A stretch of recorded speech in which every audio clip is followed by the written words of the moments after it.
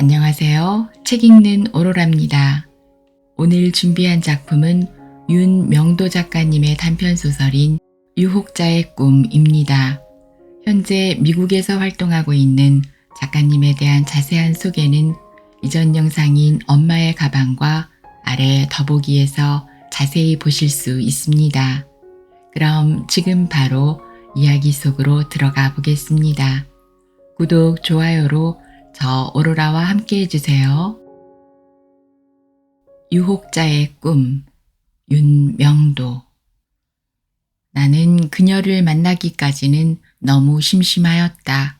심심하다는 것은 할 일이 없어 시간 보내기가 아주 지루하다는 뜻인데, 그러나 나는 할 일이 없어서 심심하다는 것은 아니다. 나에게는 뚜렷한 직업이 있고 하루 24시간, 일주일 내내 내 할 일은 아주 바쁜 것은 아니지만 그런대로 시간에 맞추어 나는 움직이고 있는 것이다. 아침에 거의 정확하게 6시에 일어나 샤워를 하고 간단히 아침 식사를 마친 후 내가 일하고 있는 직장에 도착하는 시간은 별 이변이 없는 이상 7시 30분이다. 미리 출근한 동료들과 간단히 인사를 나눈 후 나는 내 책상에 앉아 내 맡은 일을 오후 퇴근할 때까지 충실히 한다. 내가 하는 일이란 거의 일정하다. 각 부서에서 들어온 각종 매출입 전표를 확인해서 컴퓨터에 입력시키고 잘못된 것은 해당 부서나 담당자에게 직접 전화를 걸어 수정하는 일이다. 하루에도 수백 장이 넘는 전표 한 장 한 장을 책상에 앉아 컴퓨터에 입력시키는 것은 아주 단순하고 반복되는 일이라 지루하기 짝이 없다. 나는 이 반복적이고 기계적인 동작을 10년 넘게 해내고 있는 것이다. 처음 2, 3년 동안은 내 하는 일에 대해서 감당기 어려울 만큼 너무나 지겨워 직장을 때려치우고 좀 자유분방한 다른 일을 찾으려 여러 번 시도했지만 영어를 제대로 구사하지 못하는 내 주제에 맞는 일자리를 찾는다는 것은 무척 어려웠다. 이제는 체념하다시피 내 하는 일에 그저 하루하루 적당히 때우는 요령이 생겼고 오래 다니면 다닐수록 회사에서 주는 연금이 나무 자라듯 쑥쑥 커가는 기대감으로 다른 곳으로 직장 옮기는 것은 아주 포기해버렸다. 오후 4시 20분경 나는 책상을 정리하고 퇴근해서 집에 돌아오면 대략 5시 30분이 된다. 다시 샤워를 하고 소파에 앉아 TV를 보고 있노라면 아내가 식탁에 저녁 식사를 차려놓는다. 나는 주로 혼자 밥을 먹는데 왜냐하면 아내와 아들 녀석은 내가 오기 전 미리 일찌감치 저녁을 먹어치우는 까닭이다. 아내는 간호사로 밤 근무하는 까닭에 밤 10시에 나가서 내가 출근해버린 아침 7시 30분에 집에 돌아온다.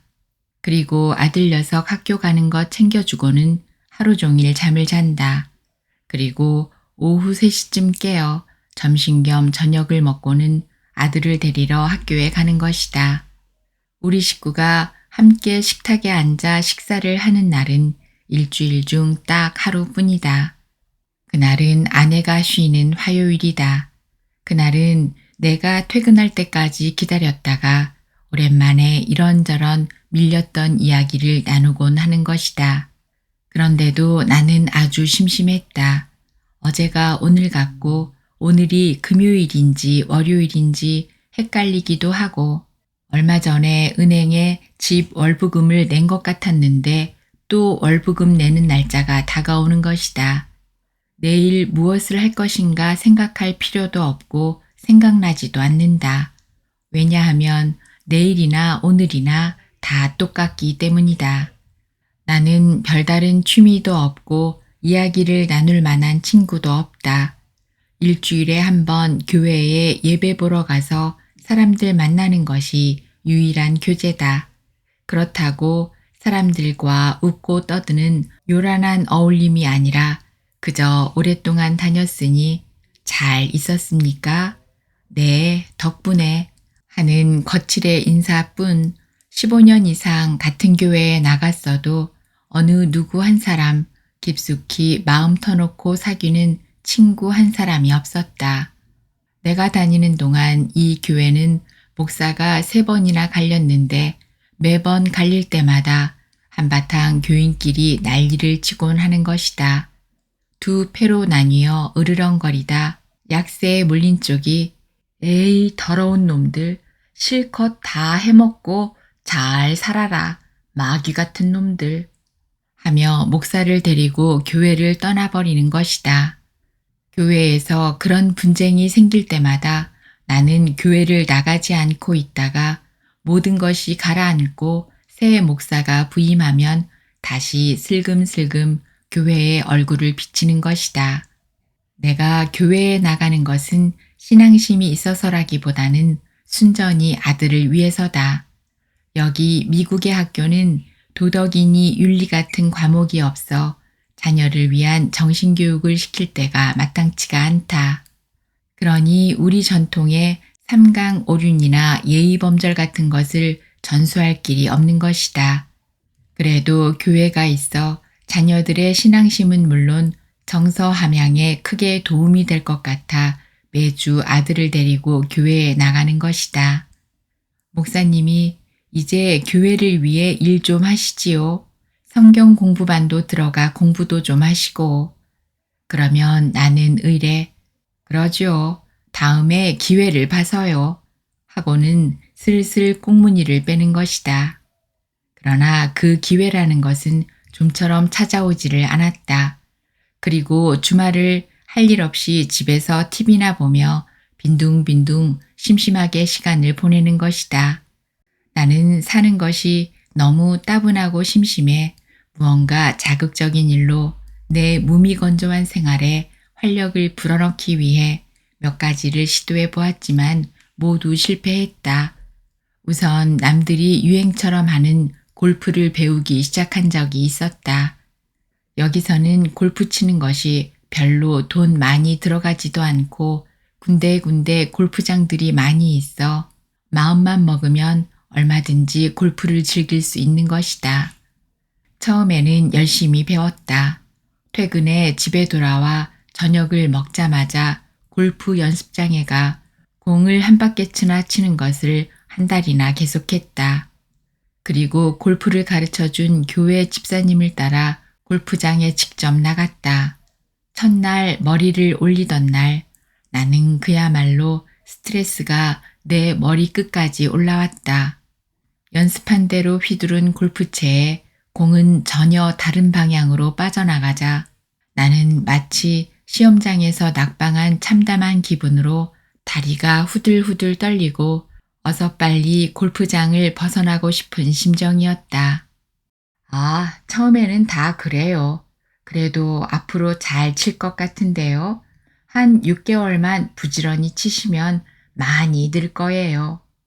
같이 치던 그 교회 집사가 위로와 용기를 주었지만 그날 이후 나는 골프채를 차고에 처박아 두고 거들떠보지를 않았다. 6개월 동안 훈련 쌓는 것이 지루하고 피곤하게 느껴졌기 때문이었다. 그 후 나는 별다른 취미 없이 무미건조하게 하루하루를 메꾸어 나가고 있었다. 그러던 차에 그녀가 나타난 것이다. 그녀는 내 생활의 무미건조한 리듬을 완전히 깨뜨려 버린 것이다.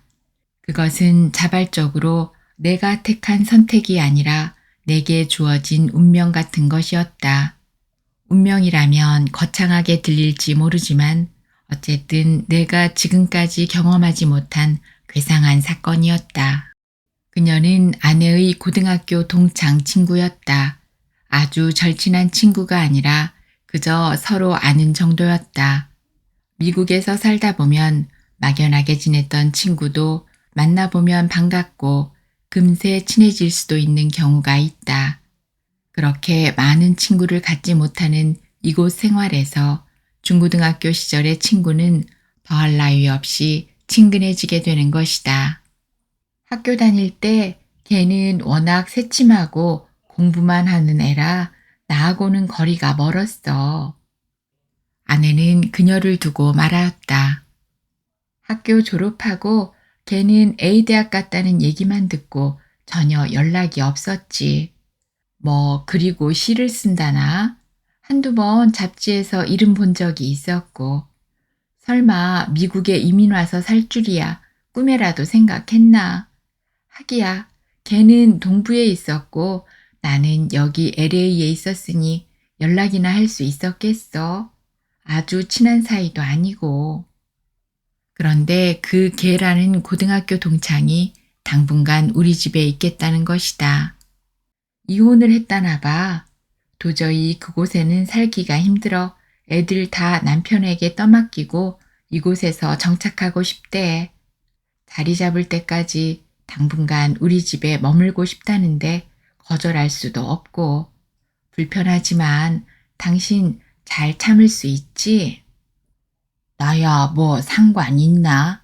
당신 친구가 불편하겠지. 나는 내심 여자가 우리 집에 기거한다는 것이 별로 싫지 않다는 사실에 아내는 전혀 눈치채지 못하고 있었다. 마치 내가 두 여자를 거느리고 산다는 묘한 감정과 오히려 어떤 여자일까 하는 호기심이 났다. 인물도 반반하고 성격도 얌전한데 왜 이혼했을까? 인물도 괜찮다는 아내의 말은 나의 호기심을 더욱 자극시켰다. 아마 둘 중 하나가 바람난 모양이지. 나의 엉뚱한 말에 그녀는 눈살을 약간 찌푸렸다. 어쩌면 기껏 생각한다는 것이 그런 저속한 것이냐는 투다. 아내는 외도라는 것이 아주 비열하고 저주스러운 것이라고 생각하기 때문에 나의 무심코 내뱉은 말에 대해 경멸하고 있는 것이다. 가끔 영화를 보다 불륜을 담은 내용이 나오면 아내는 화를 내기보다는 마치 동물들이 붙어서 교미하는 장면을 보듯 상을 찡그리고 고개를 돌리는 것이다. 아무리 그럴듯하게 사랑으로 포장하는 그 어떤 불륜도 아내는 인정하지를 않는다. 만약 내가 바람이 나서 외도를 하면 아내는 어떻게 할까 생각해 본 적이 있다. 만약 내 남편이 바람피면?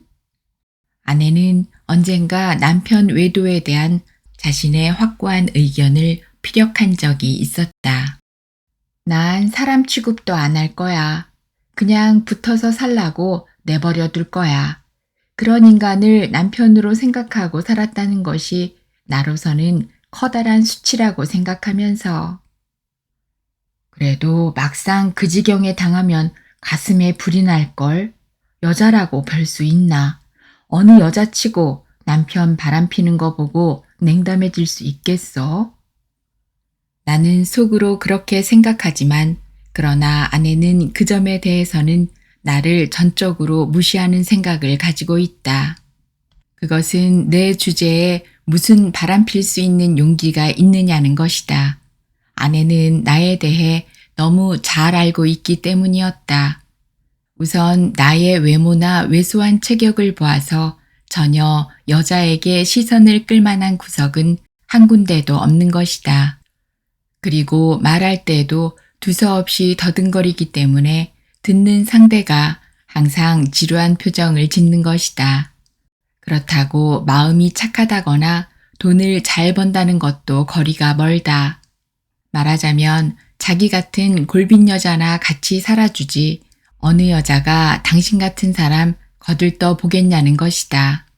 사실 나 자신도 아내가 나와 결혼해서 살아주는 것에 대해 대단히 고맙게 생각하고 있다.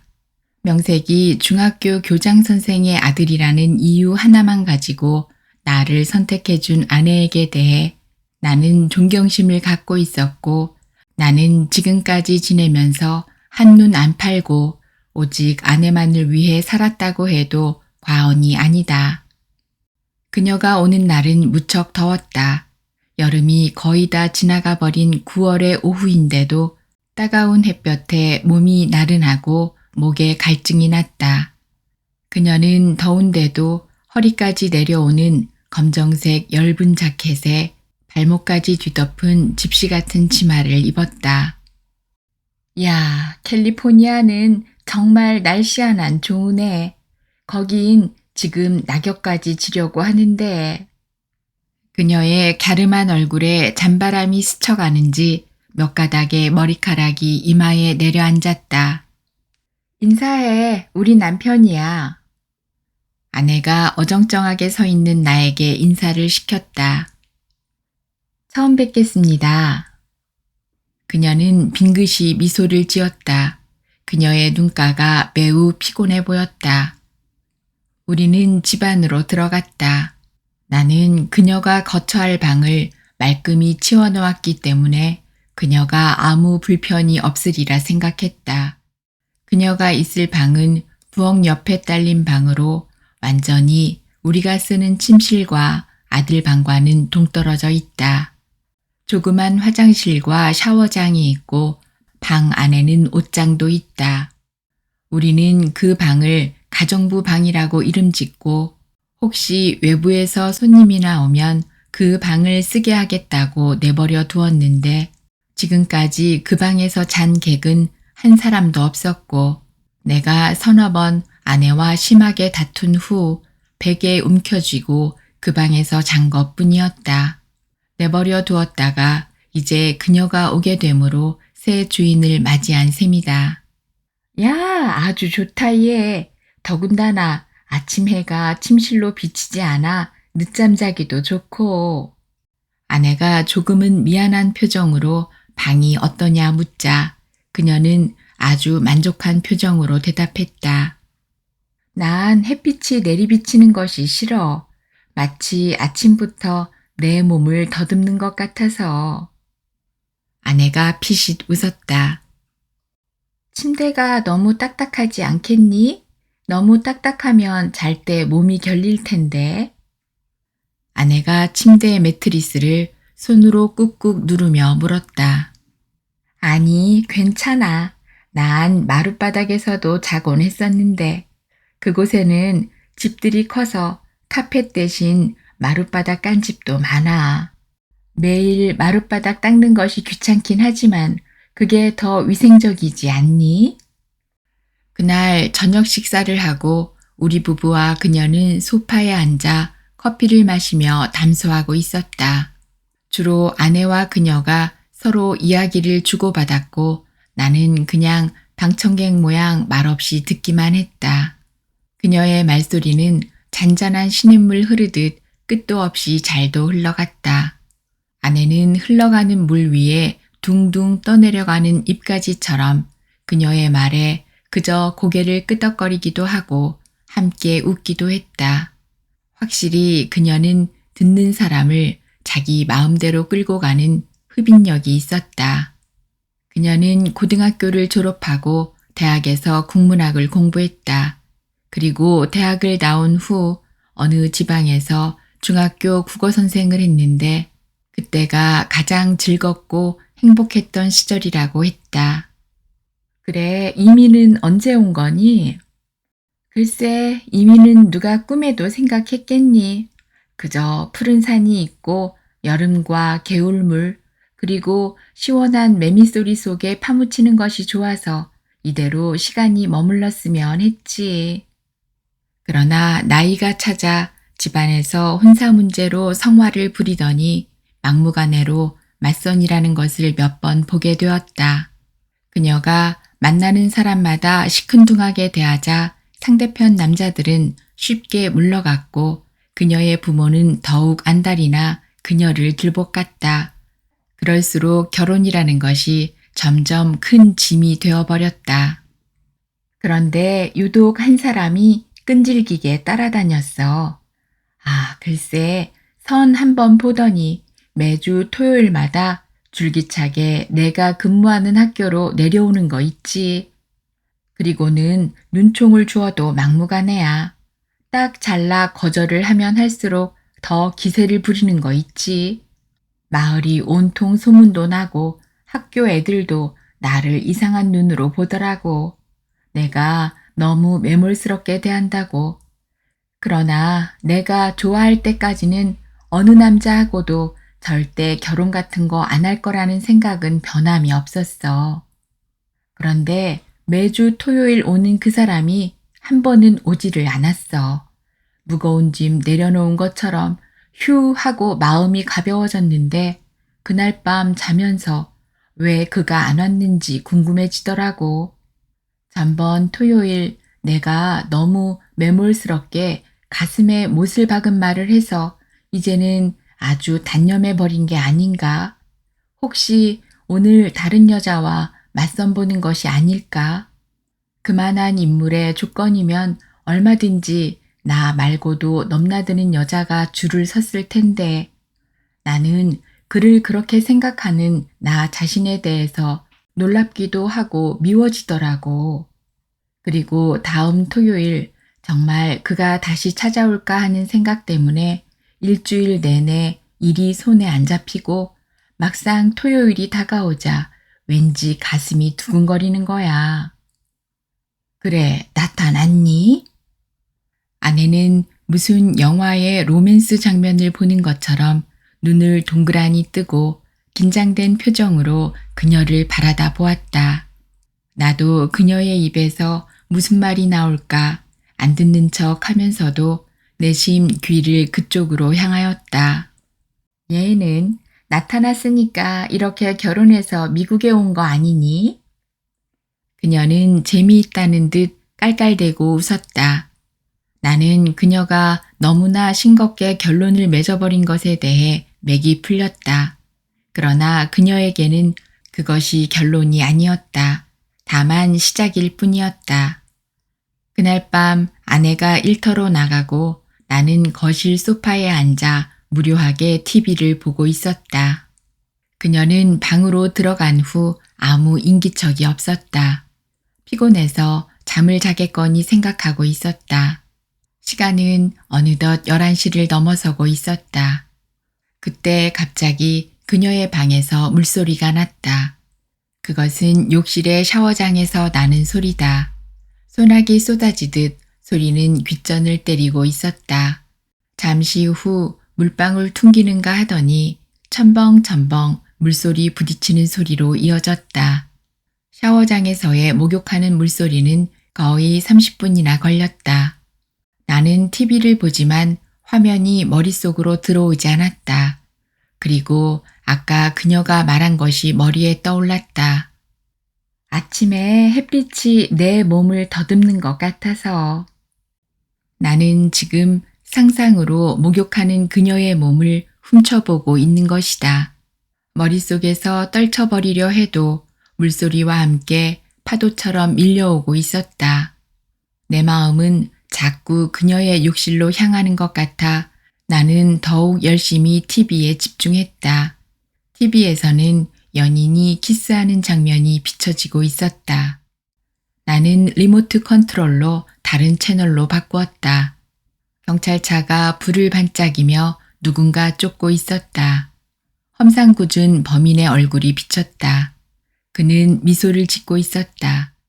추적은 한참 계속되었고 드디어 경찰이 쏜 총에 차가 빙판에서 미끄러지듯 한두 바퀴 빙그르르 돌더니 길가 쓰레기통을 쳐박고 멈추어 섰다. 범인은 두 손을 들고 차 밖으로 나오고 있었고 경찰들이 총을 겨누고 있었다. 잠시 정적이 흘렀다. 그녀의 욕실에서 이제는 아무 소리가 들리지가 않았다. 그 이튿날도 아내가 직장으로 간 후 1시간쯤 지나서 내가 막 TV 광고 시간에 화장실로 가려는데 샤워장에서 목욕하는 소리가 들려왔다. 어젯밤은 첫날이니까 그러려니 했는데 오늘 또 목욕한다는 것이 의아했다. 그렇다고 낮에 밖으로 외출한 적도 없는 것 같았는데 하기야 여자란 매일 몸을 닦아도 더 씻고 싶겠지. 그렇다면 낮에 할 것이지 오밤중에 하는 까닭은 뭐람. 그녀가 목욕하는 동안 약간은 신경질적으로 TV 채널을 이리저리 돌리곤 했다. 그리고 샤워장에서 물소리가 멈추어지고 헤어드라이에 윙윙 하는 소리가 끝날 때까지 도무지 안정이 안 되었다.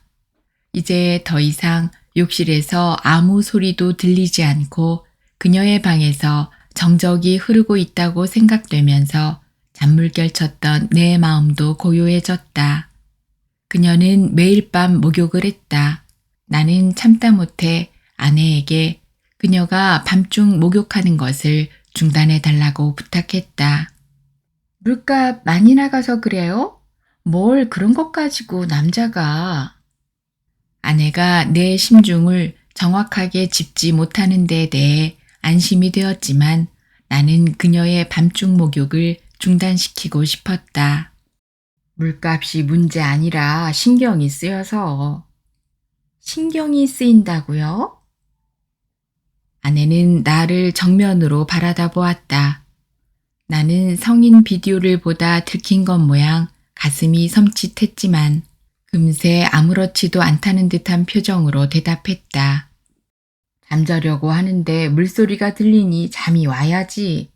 당신도 내가 옆에서 부스럭 소리만 내면 잠에서 깨어나잖아.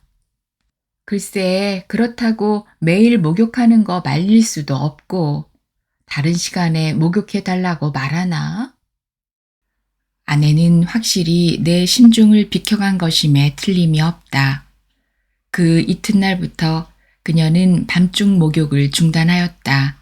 아내가 어떻게 말을 했는지 몰라도 나는 어쨌든 그녀에 대한 불미스러운 상상으로부터 해방된 것이다. 아내가 일하러 간 후 그녀의 방에서는 아무 소리도 들리지 않았다. 나는 또 무료하게 TV를 볼 뿐이다. 그녀는 우리 집에 기거한 지 일주일이 넘어도 전혀 바깥 출입을 하지 않았다. 아침 식사도 않고 하루 종일 그녀의 방에 은거하고 있다가 오후 늦게 아내가 저녁 식사를 차릴 때 거실로 나와 식사도 같이 하고 아내와 이런저런 이야기를 나누다가 아내가 일터로 나가면 그녀는 마치 제 보금자리로 돌아가듯 방에서 꼼짝 않는다. 매일 밤 목욕하던 그녀가 언제 목욕하는지 궁금했지만 아내에게 물어보지는 않았다. 아내도 관심이 없는데 묻는다는 것이 괜한 오해를 불러일으킬 수 있는 것이다. 그렇게 밖에 나가지도 않고 집에만 있으면 갑갑하지도 않나? 나는 아내에게 물었다. 글쎄, 읽을 책 좀 달래서 몇 권 줬는데 매일 책만 읽는가 보지. 너무 오래 있는 거 아니야? 아내는 내가 마치 군 식구 생겨서 살림 축내는 것이 못마땅한 느낌이 들었다고 생각했는지 아니, 온지 얼마 됐다고. 지가 알아서 하겠지. 더군다나 남편과 갈라져서 온 애인데 마음이 편하겠어? 나는 그녀가 왜 이혼을 했는지 그것이 몹시 궁금했다. 그러던 차에 나는 아주 우연히 그녀를 집 밖에서 만났다. 나는 토요일 아침마다 집 뒤편에 있는 야산을 걷곤 한다. 집에서 얼마 떨어지지 않은 이곳은 제법 나무숲이 우거지고 오솔길도 있어 1시간 정도 산책하기에는 안성맞춤이다.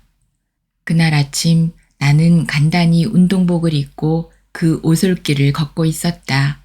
방금 떠오른 아침 햇살이 나무숲 사이로 영롱하게 비치고 있었고 풀잎에는 이슬이 차갑게 방울방울 맺혀 있었다. 아직 이른 탓인지 조깅하는 사람이 그렇게 많이 눈에 띄지 않았다. 젊은 남녀 한 쌍이 마주오다 하이 하고 손을 흔들며 내 옆을 지나갔고 그 후 아무 사람도 보이지 않았다. 나는 천천히 걸었다.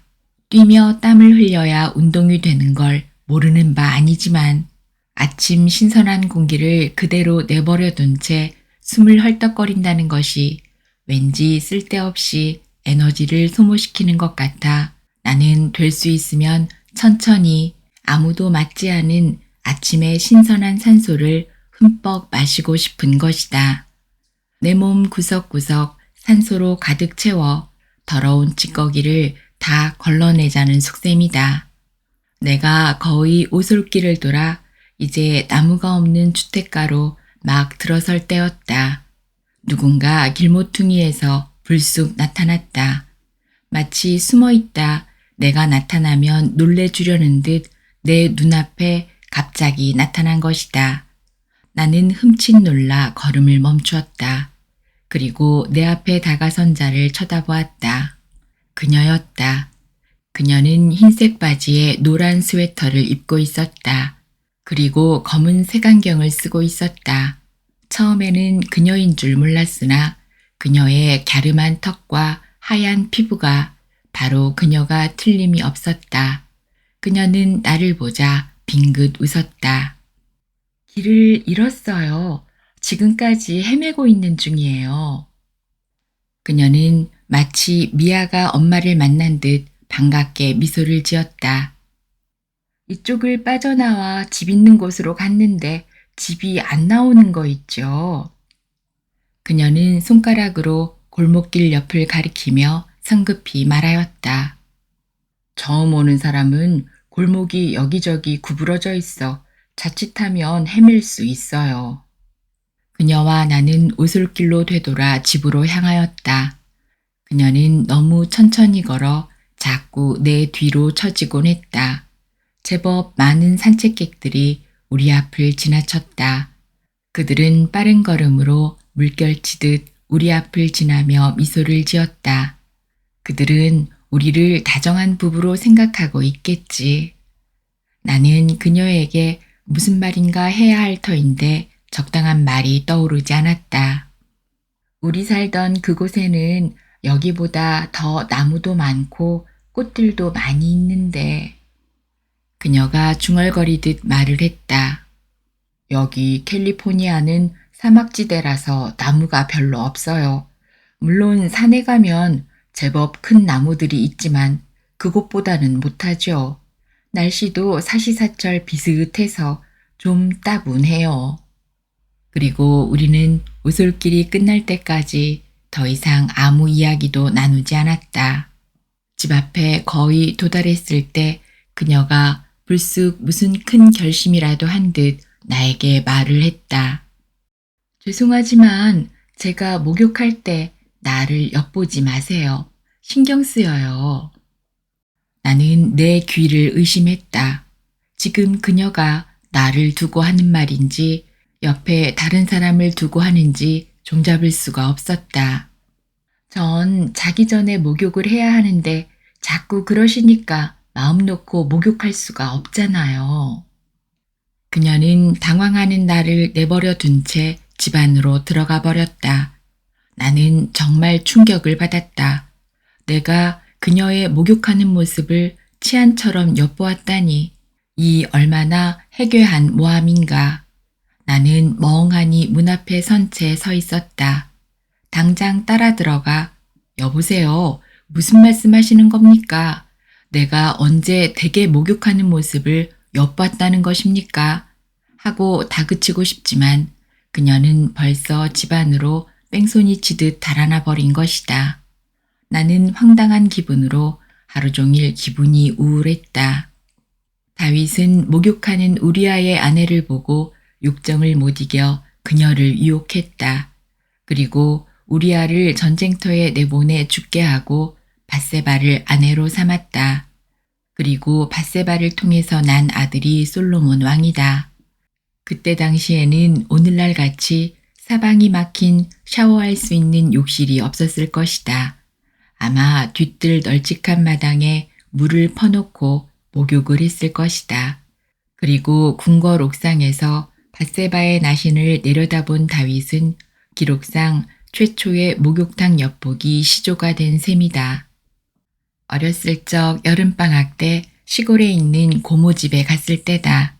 밤중에 자다 오줌이 마려워 졸리는 눈으로 문을 열고 마당으로 막 내려섰을 때다. 밖은 캄캄했지만 달빛이 고요하게 앞들을 비추고 있었다. 마당 복판에 누군가 희끄무레한 물체가 보였고 첨버덩 물소리가 났다. 두근거리는 마음을 진정시키고 자세히 보니 누군가 목욕을 하고 있었다. 검은 긴 머리카락에 완전히 벗은 여자의 나체였다. 여자의 완전 벗은 몸을 보는 것은 생전 처음이었다. 나시는 눈부시게 희게 보였다. 여자는 내가 엿보는지 모르고 열심히 찬물을 끼어 얹으며 몸 구석구석을 닦고 있었다. 나는 겁이 나 한 발자국도 움직이지 못하다가 결국은 들킬세라 살금살금 방으로 되들어가 여자가 목욕 끝날 때를 기다렸다. 오줌보가 거의 터질 것 같은 긴 시간이 지난 후에야 나는 뒷간으로 달려간 것이다. 나는 그때 목욕하던 여자가 고등학교에 다니던 고모의 딸이란 것을 알게 되었다. 큰 대야에 물을 받아놓고 바가지에 물을 담아 온 몸에 끼얹을 때 정막을 깨뜨리는 물소리, 달빛에 비친 그녀의 하얀 등, 볼록한 가슴, 둥그런 엉덩이에 나는 잠시 넋이 빠졌었다. 평소에 치마 저고리를 걸쳤을 때와는 전혀 다른 모습의 그녀였다. 여자의 나신이 참 아름답다고 생각했는데 그러나 한편 그녀의 모습을 엿본 것이 큰 죄를 지은 것 같아 그 후 그녀와 얼굴만 마주쳐도 괜히 가슴이 두근거리고 얼굴이 화끈거려 고개를 들지 못하였다. 옷 속에 감추어진 몸매가 그대로 투명하게 보이는 것 같았다. 나는 지금 이상한 음모에 빠져들어간 것이다. 전혀 엿보지도 않은 내가 마치 욕실 근처를 서성거렸다는 변태 음모를 시도하였다는 것이다. 물론 마음속으로 그녀의 목욕하는 모습을 약간 상상한 것은 틀림이 없다. 욕실에서 여자가 목욕하는 소리가 들리는데 그러한 상상은 누구나 쉽게 할 수 있지 않은가. 그렇다고 그녀가 내 마음속을 들여다보고 나를 몰아세운다는 것은 전혀 억지에 불과하다. 예수님께서 여자를 보고 음욕을 품는 자는 이미 간음하였다고 말씀하셨지만 그것은 신과 나의 관계이지 그녀가 책임 추궁할 문제가 아닌 것이다. 나는 애써 태어난 채 담담하게 그녀를 대하였다. 그녀의 무책임한 말을 들먹거린다는 것은 오히려 내가 그 속에 빠져들어갈 위험이 있는 것이다. 그날 밤 내가 잠을 자러 침실로 들어가는데 그녀가 잠깐만요 하고 나를 불렀다. 나는 흠칫 놀라 뒤돌아서 그녀를 보았다. 그녀는 하얀 잠옷을 입고 있었다. 나는 아내 외에 다른 여자가 잠옷 입은 것을 처음 보았다. 나는 긴장한 채 마치 공격해 들어오는 적을 방어하듯 경직된 얼굴로 그녀를 바라보았다. 저 술 한잔 하고 싶어요. 잠이 안 와서. 나는 아닌 밤중에 홍두깨식으로 당돌하게 내뱉는 그녀의 말에 무어라 대답할지 갑자기 생각이 나지 않았다. 맥주보다는 양주가 좋겠어요. 그녀는 나의 긴장을 풀어주듯 빙긋이 웃었다. 마땅한 술이 있는지 모르겠군요. 나는 엉거주춤 부엌 쪽으로 걸어나갔다. 그녀는 나를 비켜선 채 내 일거수일투족을 지그시 관찰하고 있었다. 냉장고에는 맥주 2병이 있었고 마침 찬장에는 지난밤 마셨던 보드카가 있었다. 나는 보드카 병을 든 채 유리잔을 하나 집었다. 그녀는 술이 있다는 것에 만족한 표정을 지었다. 마음에 드실는지요? 그러나 저러나 어디서 마실 거죠? 나는 술병과 잔을 어디에 놓을지 그녀에게 물었다. 이미 졸음은 다 달아나 버렸고 마치 명령을 기다리는 부하처럼 그녀의 대답을 기다렸다. 괜찮아요. 방에서 혼자 마시겠어요. 안주는 필요 없어요. 그녀는 나에게 술병과 유리잔을 건네받고 천천히 자기 방으로 들어가 문을 닫았다. 나는 그녀가 사라진 방을 멍하니 바라다보며 침실로 들어왔다.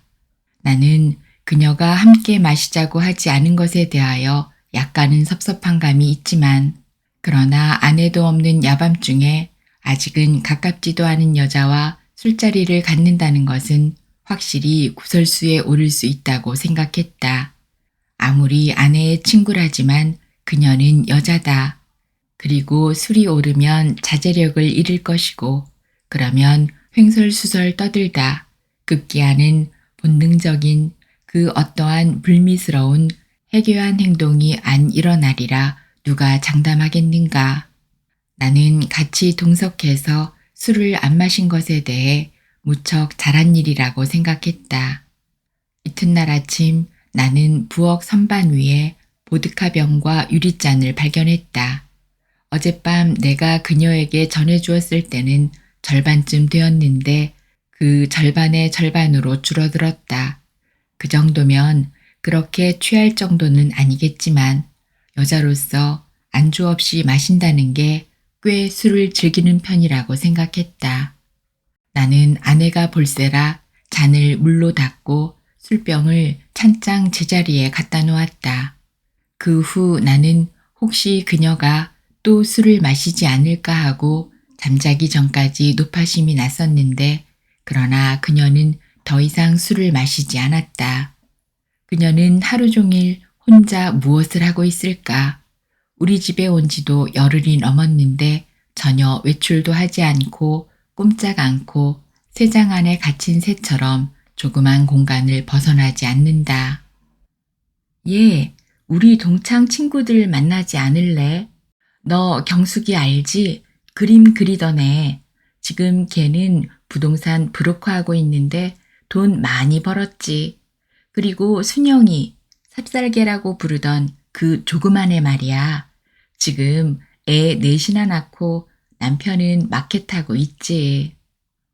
아내는 몇 친구를 더 꼽았다. 나중에 시간 있으면 만나. 아내는 더 이상 권유하지를 않았다. 지금 쫓기다시피 온 그녀가 친구들을 만날 겨를이 있으랴. 괜히 가십거리만 만들 뿐이다. 그런데 그렇게 방에만 있던 그녀가 실종이 되었다. 실종이란 말이 좀 지나친 표현이고 또 확실한 근거도 없는 차에 함부로 단정하기 어렵지만 그러나 어쨌든 그녀가 없어진 것은 틀림이 없다. 아내는 마치 내가 그녀를 잘 감시하지 못한 것에 대해 책임 추궁을 했다. 어제 저녁 같이 밥까지 먹고 내가 일하러 갈 때까지 집에 있었는데 그래 아침에 집에 있었는지 없었는지 모른다는 것이 말이 돼요? 아니, 난 그 여자가 방에 있는 줄 알았지. 그럼 매일 아침 그 여자 방을 열고 확인해 봐야 돼? 어린애도 아니고. 나는 버럭 소리 질렀다. 그래도 인기척이 없으면 문이라도 두드려 봐야지. 없어진 지 하루가 지났는데 그렇게 무관심할 수 있어요? 아내는 끝까지 나에게 그녀의 실종 책임을 전가시키려고 했다. 도대체 그 여자가 아침에 나갔는지 낮에 나갔는지 알 수 없는 거 아니야? 낮에 내가 일하고 있기 때문에 낮에 없어졌다면 나에게는 아무 책임이 없는 것이다. 그러나 저러나 어디를 갔지? 아직 안 들어오고 경찰에 신고를 해야 하나? 아내와 나는 점점 두려워지기 시작했다.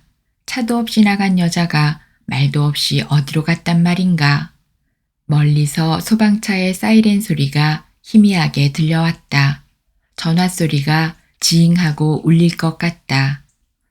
이튿날도 그녀는 아무 소식이 없었다. 우리 부부는 안절부절 집 나간 자식 기다리듯 불안한 마음이 가슴을 짓눌렀다. 가면 간다고 연락이나 하지. 그리고 기다리는 사람 생각해서 전화라도 해야 할 거 아니야? 만일 누가 납치라도 했으면 전화고 뭐고 걸 수 있겠어요? 교통사고라도 났으면 어떻게 하지? 아이, 망할 놈의 계집애. 집에 가만히 붙어 있을 거지. 지리도 모르면서 어디를 간다고. 아내는 일 나갈 시간이 돼도 꼼짝 않고 소파에 팔짱을 낀 채 얼굴을 잔뜩 찌푸리고 있었다. 무슨 일 나겠어? 어디 친구나 친척 집에 가 있겠지. 염려 말고 일이나 나가. 가만히 앉아 있는다고 돌아오겠어. 어련히 때가 되면 돌아오겠지. 아내는 도살장으로 끌려가듯 엉기적거리며 자리에서 일어났다. 오는 대로 직장으로 전화해요. 알았어. 오자마자 전화할게. 아내의 집 나서는 발걸음이 무거워 보였다. 아내가 나간 지 10여 분이 흘렀을까 갑자기 사이렌 울리듯 전화벨 소리가 울렸다. 나는 화들짝 놀라 전화기를 집었다. 그녀였다. 여유 있는 목소리였다. 여기가 어디더라? 아, C 모텔 아세요? 네? C 모텔이요? C 모텔이 어디 있는 것입니까? 전화기를 잡은 손에서 땀이 났다. 가만히 있어요. 아, 맞다. 빅베어 호수가 내려다 보이는 그리고 입구에 커다란 네온이 보이는 곳이에요. 빅베어면 여기서도 2시간 좋기 걸리는 스키장이 있는 산이다. 전에 몇 번 가본 적이 있는 제법 호수가 있는 경치가 수려한 곳이다. 나무들이 울창하고 한나절 소풍 삼아 가볼 만한 곳이다. 도대체 거기까지 어떻게 찾아간 것일까? 이유가 어쨌든 나는 그녀가 무사한 것에 저욱이 마음이 놓였다. 지금 오실 수 있겠어요? 여긴 무서워요. 집에 돌아가고 싶어요. 전화기 속에서 들려오는 그녀의 소리가 두려움에 떨리고 있었다. 이 밤중에 나는 어쨌든 그녀의 소재를 안 이상 빨리 그녀를 데리고 와야겠다는 책임감 같은 것이 솟아났다. 그냥 주무시고 아침에 가겠습니다. 할 경우 그녀는 또 어디론가 달아날 것 같은 생각이 났다. 내가 C 모텔로 향할 때는 거의 자정이 넘었다. 칠흑같이 캄캄한 빅베어산은 거대한 괴물처럼 운전하는 나를 삼킬 것 같았다. 가끔가다 휙 지나가는 차량이 아슬아슬하게 내 차를 비켜나가는 좁은 도로를 한참 올라가 호수가 있는 곳에 도착하니 네온의 불빛이 반짝이는 모텔이 여럿 보였다. 그녀가 가르쳐준 C 모텔은 길가에 붙어있는 낡은 건물이었다. 나는 그녀의 방문을 두드렸다. 곧 그녀가 방문을 살짝 열고 문틈 사이로 나를 확인한 후 자물쇠 고리를 풀고 나를 맞이하였다. 그녀는 꽤 피로해 보였다. 여기까지 어떻게 오셨습니까? 얼마나 걱정한 줄 아세요? 나는 주책 없는 노인 타이르듯 했다. 죄송해요. 연락할 수 없었어요. 아니, 연락한다는 것을 깜빡했어요. 그녀는 아무 짐도 없었다. 그녀는 차에 타자 피곤한 듯 고개를 뒤로 제끼고 다리를 앞으로 뻗은 다음 상체를 편안한 자세로 뉘었다. 피곤하면 주무세요. 나는 힐끗 그녀를 쳐다보며 말했다. 산등성을 내려가는 길은 올라갈 때보다 운전하는데 더 신경이 쓰였다. 자칫하면 벼랑으로 굴러 떨어질 것 같이 차가 비틀거리기도 했다. 올라오는 차량은 거의 없었다. 차가 급커브를 돌 때마다 그녀의 어깨가 기우뚱 좌우로 흔들렸다. 내 쪽으로 기울어졌을 때는 그녀의 고개가 내 어깨까지 와 닿았다. 나는 그녀가 흔들리지 않도록 커브가 나올 때는 속력을 줄였지만 여전히 그녀의 몸은 그네처럼 힘없이 요동하였다. 그녀는 잠이 안 오는지 상체를 꼿꼿이 일으켜 세웠다. 아직 멀었나요? 집에 도착할 때까지는? 그녀가 나직이 말했다. 1시간 반 더 가야 될 것 같습니다. 그러나 저러나 언제 거기까지 가셨죠? 무슨 이유로?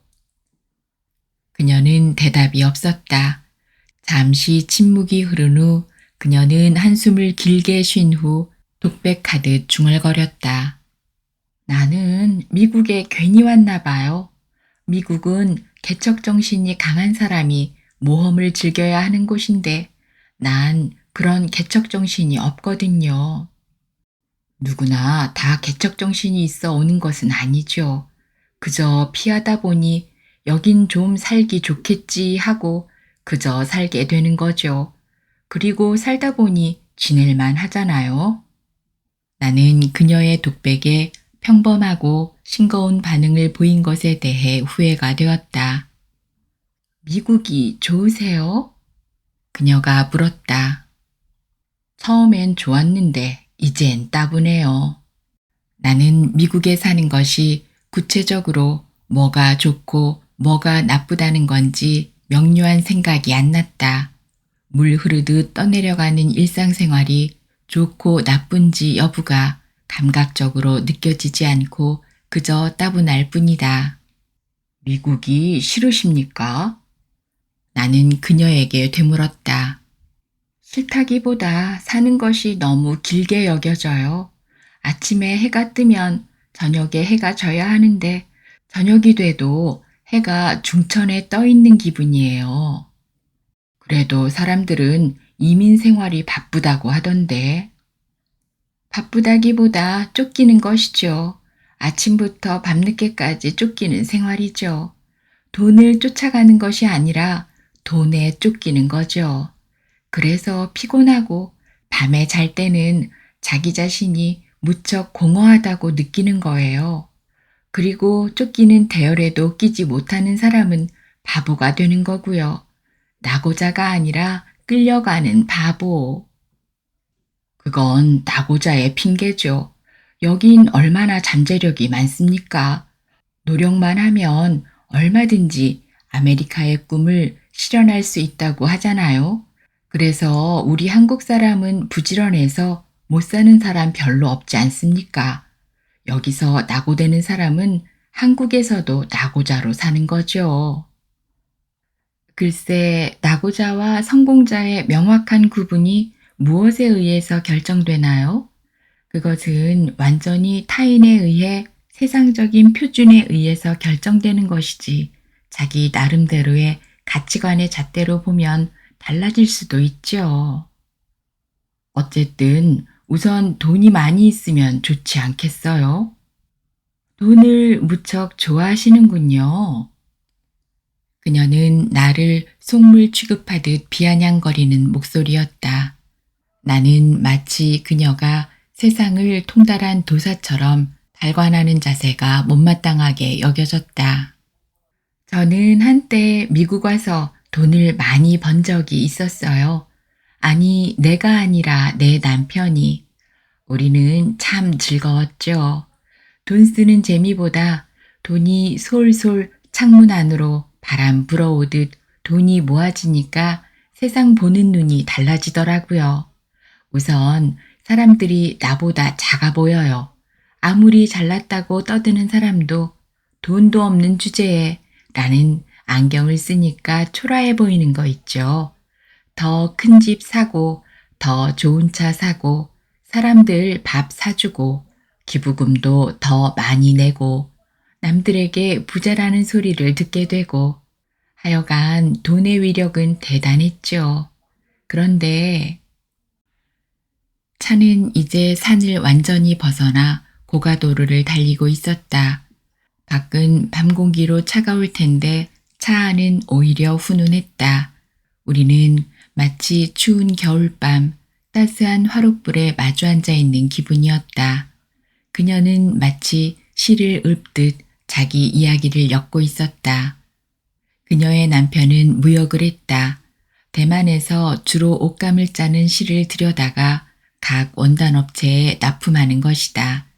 실을 만드는 곳은 미국을 비롯하여 한국, 남미 등 여러 나라가 있지만 원가면에서 그가 거래하는 대만을 따라오지 못했다. 마침 그는 그가 한국에서부터 알았던 대단히 돈 많은 실공장의 중국인 사장을 알면서부터 그의 사업은 처음부터 순풍에 돛달듯 순조롭게 잘 나갔다. 중국인 사장이 적극 후원해 주었기 때문이었다. 아주 싼 값으로 무한정 물건을 대주고 그것도 파는 대로 값을 갚으라는 조건이니 이보다 더 큰 호재가 어디 있는가. 그녀의 남편은 치밀한 경영 수완을 발휘해 기업을 크게 확장시켜 나갔다. 처음에는 직접 거래처를 다니며 배달도 하고 수금도 했지만 2, 3년이 지난 후부터는 세일즈맨도 서너 명 두고 배달하는 트럭도 3대나 되었다. 그녀는 남편을 도와 사무실 일을 주로 했다. 그녀는 집에서는 남편 보고 당신 여보 하고 부르지만 회사에 나가면 깍듯이 사장님 사장님 하고 예우를 갖추었다. 정말 마음으로 남편이 존경스러운 것이다. 왜 이렇게 쉽게 버는 돈을 남들은 미국 생활이 고달프다고 할까? 그건 못나서 그런 거야. 수완이 없어서 그런 거야. 복하고는 달라. 남편처럼 능력 있어 봐. 얼마든지 돈 벌 수 있는데. 그녀는 남편의 용의주도한 능력에 항상 감탄했다. 남보다 두세 수 더 내다보는 관찰력과 인내심, 절대 속을 내보이지 않는 침착성, 그리고 끈질긴 승부욕, 상대방을 사로잡는 설득력, 그 모든 것이 나무랄 데 없이 돈을 버는데 완벽했다. 그러나 그 완벽한 능력과 치밀성이 엉뚱한 대로 흘러간 것 있죠. 나는 내가 참 바보라는 것을 느꼈죠. 그녀는 다음 말을 어떻게 할 것인지 머릿속을 정리하고 있었다. 차는 여전히 어둠 속을 뚫고 나가고 있었다. 어느 날 남편이 이제 사무실 그만 나오고 집에서 애들 돌보라는 거예요. 살림이나 하면서 애들 공부하는 뒤치다거리가 더 중요하다는 거죠. 나는 남편의 자상한 배려에 고맙게 생각하고 아주 즐거운 마음으로 가정주부 자리로 돌아갔지요. 그러나 그녀 자신이 바보라고 느끼게 된 것은 사무실을 그만두고 안 나간 지 1년이 지나서였다. 남편은 점점 말이 없어졌다. 집에 와서도 간단히 필요한 말만 하고 침묵을 지켰다. 가끔 회사로 전화를 걸어도 전처럼 부드럽지 못하였다. 용건만 지금 좀 바쁜데 집에 가서 얘기하지. 알았어. 알았다고. 남편은 2줄 이상 말을 이어나가지를 않았다. 그녀는 남편에게 말을 걸기가 두려워지기 시작했다. 타인처럼 느껴지기 시작하였다. 점점 침묵의 시간은 길어졌다. 그녀는 남편이 육체적으로 정신적으로 피곤하기 때문이라고 생각했다. 남편은 여전히 돈을 잘 벌어오고 가정에 충실하기 때문에 남편에 대한 신뢰가 아직까지는 흔들리지 않았다. 그러나 어느 날 그녀는 불현듯 어떤 여자가 떠올랐다. 그것은 정말 우연이었다. 그리고 그 여자는 날이 갈수록 그림자처럼 따라다녔다. 그 여자가 떠오르면서 그녀의 마음이 흔들리고 있었다. 나는 왜 그 여자가 갑자기 떠올랐는지 몰라요. 그 여자는 점점 내게 다가와 내 주위를 빙빙 도는 거 있죠. 혼돈이 오면서 가슴이 막 조여드는 것 같고. 그 여자가 누군데요? 나는 성미 급하게 물었다. 어서 그 여자 얘기를 들려달라는 재촉이다. Y라는 돈 많은 젊은 과부죠. 남편이 교통사고로 죽어 막대한 보상금과 생명보험료를 타서 돈이 많은 데다 남편이 하던 원단 공장까지 인수받아 운영하고 있었고 인물도 빼어나 상냥했지요. 그런데 그 여잔 재혼을 안 하고 있는 거예요. 그럼 남편께서 그 여자와 무슨 일이라도 있었습니까? 나는 너무나 성급하게 이야기를 본론으로 앞당기고 싶었다. 그러나 그녀는 마치 이해를 돕기 위해 장황하게 보충 설명하듯 Y라는 여자에 대해 몇 마디 더 언급하였다. 그 여잔 화장도 별로 안 하는데 얼굴이 너무 흰 거 있죠. 그리고 바지는 절대 입지 않는 것 같아요. 항상 무릎 아래까지 내려오는 스커트에다 머리는 쇼커트를 해서 전혀 결혼했던 여자로 보기 힘들 정도예요.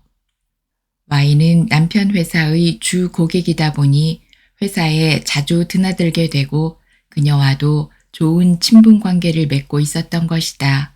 돈을 많이 벌게 해주니 그녀도 Y를 남들보다 더 친절하게 대하였다. 우리 언제 한번 식사나 해요, 여자끼리. Y는 그녀에게 종종 이야기했지만 한 번도 그녀와 단둘이 마주 앉아 밥을 먹어본 적이 없었다. 그러나 남편은 Y와 점심 식사, 저녁 식사를 거리낌 없이 하곤 했다. 남편으로서는 일종의 고객 접대인 것이다. 내가 회사에 안 나간 지 1년쯤 됐을 때 밖에 나갔다가 우연히 회사에 잠깐 들른 적이 있어요. 그때 Y가 남편과 막 말을 마치고 남편 사무실을 나가려고 했죠. 복도에서 마주쳤는데 나는 하도 오래간만에 만나 반가워했고 그 여자도 웃으며 악수를 청했는데 난 전에 보지 못하던 이상 야릇한 표정을 그 여자에게서 느꼈죠. 여자란 육감이 무서운 것 알아요? Y에 약간 비웃는 듯 하면서 무언가 감추려는 것이 얼굴에 스쳐 지나가는 것을 느꼈어요. Y가 떠난 후 남편은 할 일 없이 회사에 불쑥 나타났다고 투덜거리더라고요. 그 후 나는 Y가 내 머리에서 사라지지 않았죠. 그래서 무슨 일이 일어났습니까? 아무 일도 없었어요.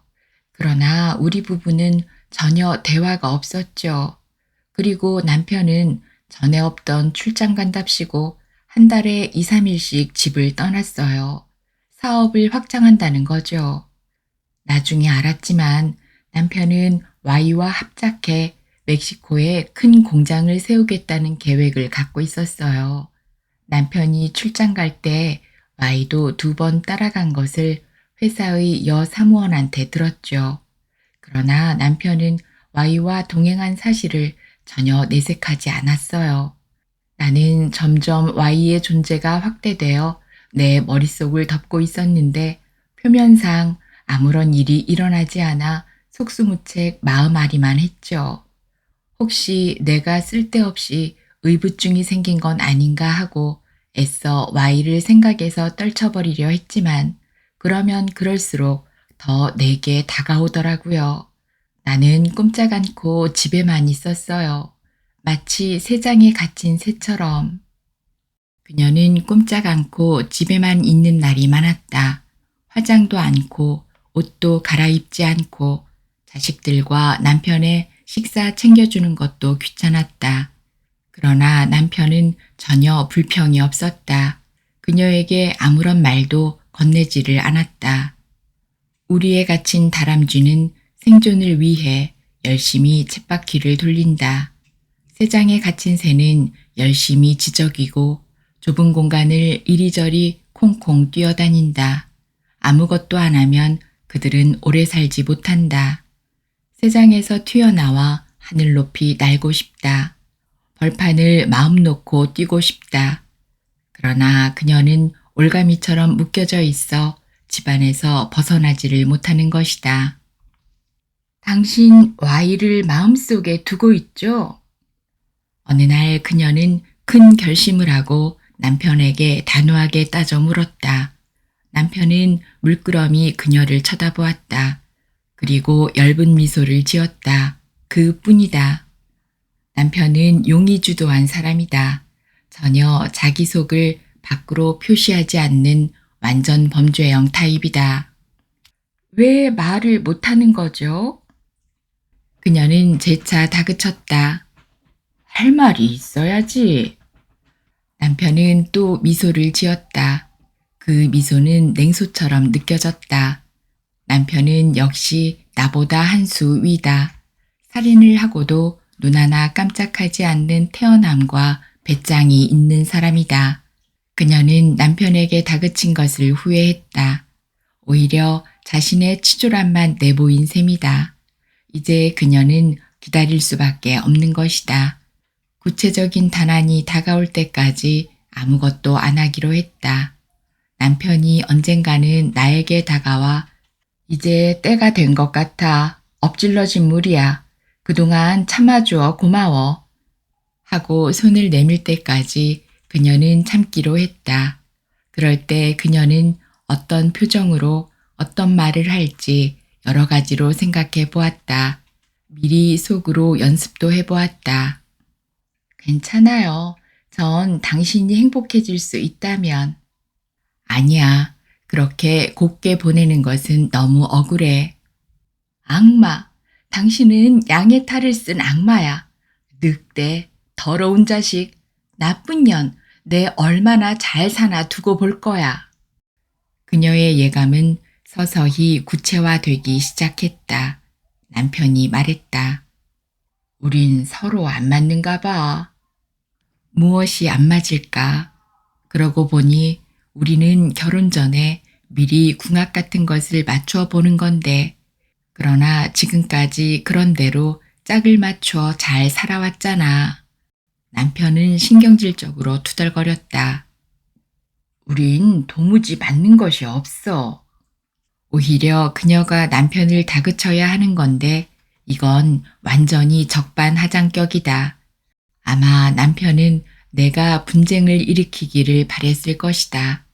그러면 쉽게 그가 원하는 것을 앞당길 수 있을 터인데, 그것도 모르고 멍청하게 기다리는 그녀 자신이 바보처럼 느껴졌다. 그녀는 침착하게 남편에게 말했다. 우리 이혼해요. 이유는? 남편은 굳은 표정으로 물었다. 표정 관리도 인류 배우 못지않다. 이유요? 설마 몰라서 묻는 것은 아니겠죠? 구체적으로 말해볼까요? 왜 남자답게 말을 못하죠? 더 이상 위장하지 마세요. 지금 당신은 먼저 이혼하자는 말을 못하죠? 이혼 당하고 싶지요? 그것이 당신의 위상을 얼마나 높여줄까요?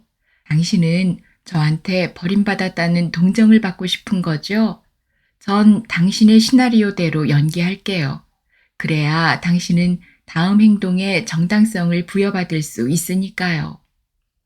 그녀는 격한 감정에 입술이 파르르 떨려왔다. 남편은 고개를 숙인 채 아무 말이 없었다. 아마 속으로는 쾌재를 부르고 있을지도 모른다. 그녀는 오히려 담담해졌다.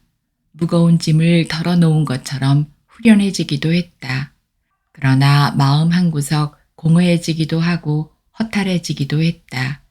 쌓아왔던 모래성이 와르르 다 무너진 허탈감이다. 이혼 수속은 빨리 진행되었다. 그녀는 적잖은 재산과 자녀 양육비를 받았다. 어린 두 아들은 그녀가 맡아서 기르기로 했다. 살고 있던 집도 그녀가 그대로 갖기로 했다. 연속극 소재도 되지 않는 시시한 이야기 들어줘서 고마워요. 그녀가 어둠 속에서 빙긋 웃었다. 그리고 졸리는 듯 하품을 했다. 자겠어요. 집에 다 오면 깨워주세요. 그녀는 몸을 비스듬히 한 채 눈을 감았다. 적막한 고요 속에 그녀의 잠자는 숨소리가 새근새근 들려왔다. 나는 집으로 향하는 출구에 내려야 하는데 그냥 고가도로를 달렸다. 곤히 잠자는 그녀를 곧 깨우기가 싫었다. 그녀의 숙인 고개가 앞으로 끄덕끄덕거리다 종래는 오른쪽 팔에 힘없이 기대어졌다. 운전대를 잡은 오른팔에 압박이 가해졌다. 내가 오른팔을 빼자 그녀의 머리가 완전히 내 옆구리에 파묻혔다. 내 오른팔을 어떻게 처리할지 잠시 망설이다 그녀의 어깨 위에 살짝 얹었다. 그녀의 어깨 감촉은 따스했다. 그녀는 내 옆 가슴에 머리를 댄 채 여전히 자고 있었다. 우리가 탄 차는 어둠을 향해 달리고 있었다. 그녀는 하루하고도 반나절을 방에서 꼼짝 않은 채 잠만 자고 있었다. 지난 2, 3일을 전혀 잠을 자지 않은 것 같았다. 도대체 그녀는 왜 그러한 기이한 행동을 했을까? 몽유병 환자 모양 자기가 하는 행동에 전혀 의식치 않고 있는 것 같았다. 내가 그녀를 다시 보게 된 것은 토요일 새벽 산책길에서였다. 그녀는 내가 산책하러 집을 나서는데 마치 기다렸다는 듯이 내 뒤를 따라 나섰다. 머리도 깨끗이 빗고 얼굴도 산뜻해 보였다. 그냥 가세요. 전 지금 댁을 미행하고 있는 거예요. 그녀는 내가 오솔길로 들어설 때까지 서너 발자국 뒤로 물러선 채 나를 따라왔다. 나는 그녀가 따라오는 것이 마치 긴 꼬리가 달린 것처럼 부담스러웠지만 어쩔 수 없었다. 내가 오솔길 중간쯤 왔을 때 그녀는 내 옆으로 바짝 다가서서 내 걸음과 보조를 맞추었다. 아침 공기는 싸늘했고 숲이 아침 이슬로 축축해 보였다. 한 가지 물어도 되나요? 그녀가 앞을 본 채 나에게 물었다. 나는 동의한다는 제스처로 어깨를 한번 으쓱거렸다. 아내를 사랑하세요? 나는 그녀의 느닷없는 질문에 약간 어리둥절했다. 아내를 사랑하니까 지금까지 이렇게 지내는 거 아닙니까? 나의 멋대가리 없는 대답에 실망했는지 아니면 내가 질문에 정확한 진위를 파악하지 못하였다고 생각하는지 다시 물었다. 아내 외에 다른 여자를 좋아해 본 적이 있나요? 글쎄요. 좋아했다기보다 그저 여자에 대한 흑심을 품어본 적은 있지요. 그거야 어느 남자고 있을 수 있는 거 아닙니까? 그녀는 지금에서야 정확한 답을 들었다는 듯이 빙긋 웃었다. 그 흑심을 품었다는 여자를 지금도 생각하고 있나요? 아니요, 생각이 안 나요. 그저 그때뿐이에요. 나는 그녀가 별 시덥지 않은 질문을 아침부터 한다고 생각하여 대화를 차단시키고 말없이 걷기만 했다. 사실 나는 지금의 아내와 결혼한 이후 어느 여자와도 사랑 같은 것은 해본 적이 없다. 기회도 없었고 나같이 왜소하고 소심한 놈에게 눈길을 준 여자도 없었다. 그러나 딱 한 번 나는 그럴듯한 유혹에 휘말린 적이 있었다. 그것은 의도적인 일이 아니라 전혀 우연한 일이었다. 그것은 내가 이 회사에 취직한 지 서너 달이 지났을 때였다. 나는 그때 결혼한 지 얼마 안 된 제법 젊고 살결도 보들보들했을 때라 사무실에 있던 여자들과도 잘 어울렸다. 어느 날 그레이스라는 여자가 나를 저녁 식사에 초대했다. 그녀가 다리를 꼬고 의자에 앉아 탐스럽게 생긴 둥그런 가슴을 약간 내비치며 나에게 꼭 참석해달라고 했다. 그녀는 나를 비롯하여 직장 동료 몇 명을 혼자 사는 그녀의 아파트에 초대한 것이다. 그날 저녁 나는 초대한 시간에 정확하게 그녀 아파트에 도착했다. 그녀는 짧은 핫팬츠에 몸에 찰싹 붙은 가슴의 윤곽이 그대로 드러나 보이는 티셔츠를 입고 나를 반가이 맞이했다. 그녀는 부엌에서 식사를 준비하고 있었고 나는 혼자 소파에 앉아 TV를 보고 있었다. 아직 아무도 오지를 않았다. 시계를 보니 약속 시간보다 20여 분이나 지났는데도 나 이외에 한 사람도 나타나지를 않아 수잔에게 의아한 표정으로 물었다. 그녀는 곧 다들 올 것이라고 대수롭지 않게 말하였다. 그러나 저녁 식사를 식탁에 차릴 때까지 나는 여전히 나 혼자였다. 식탁에 냅프킨과 수저, 포크, 그리고 와인잔을 서로 마주보게 두 개 놓았을 때 나는 비로소 그녀가 나만을 초대한 사실을 알게 되었다. 그것은 완전히 고의적이었다. 그때부터 나는 두려워지기 시작했다. 그녀가 차려준 식사를 하고 붉은 와인 두어 잔 마실 때까지 그녀에 대한 경계심을 떨쳐버릴 수가 없었다. 이윽고 그녀는 노골적으로 나를 유혹하기 시작했다. 소파에 나란히 앉았는데 나는 그녀가 바싹 내 곁에 붙어 있어서 무슨 대화를 나누었는지 도무지 기억이 나지 않았다. 그녀는 술기운 때문인지 얼굴이 발그레 달아오르기 시작하였고 아주 요염한 눈길로 내 얼굴에서 떠나지 않았다. 나는 아랫도리가 점점 묵직해지기 시작하고 오른팔이 자꾸 그녀 어깨 너머로 넘어가 가슴 쪽으로 가는 충동을 억제할 수가 없었다. 그녀의 뜨거운 숨소리가 마치 혓바닥을 길게 내밀고 헉헉거리는 옆집 누렁이같이 들려왔을 때 나는 이제 꼼짝없이 그녀의 먹잇감이라고 느꼈다. 그러나 나는 정신을 차리고 벌떡 일어섰다. 그리고 나를 휘감고 있는 뱀의 압박감에서 벗어나듯 그녀를 뿌리치고 방문을 나섰다. 그 일이 있은 후 그녀는 아무 일 없다는 듯이 나를 대했고 나는 한동안 아내에 대한 죄책감 때문에 어깨에 힘이 빠졌지만 얼마 안 있어 여름날 소나기 지나가 버리듯 내 기억에서 사라졌다. 오솔길을 되돌아와 집으로 향할 때까지 그녀는 아무 말 없이 따라왔다. 뒤돌아보니 그녀의 땀이 약간 배인 얼굴이 아침 햇살처럼 화사해 보였고 눈동자가 풀잎처럼 초롱초롱했다. 그녀는 나보다 키가 약간 컸는데 아직도 몸매는 처녀처럼 탄탄했다. 빙긋 웃어 보이는 입술이 퍽 나긋나긋해 보였다.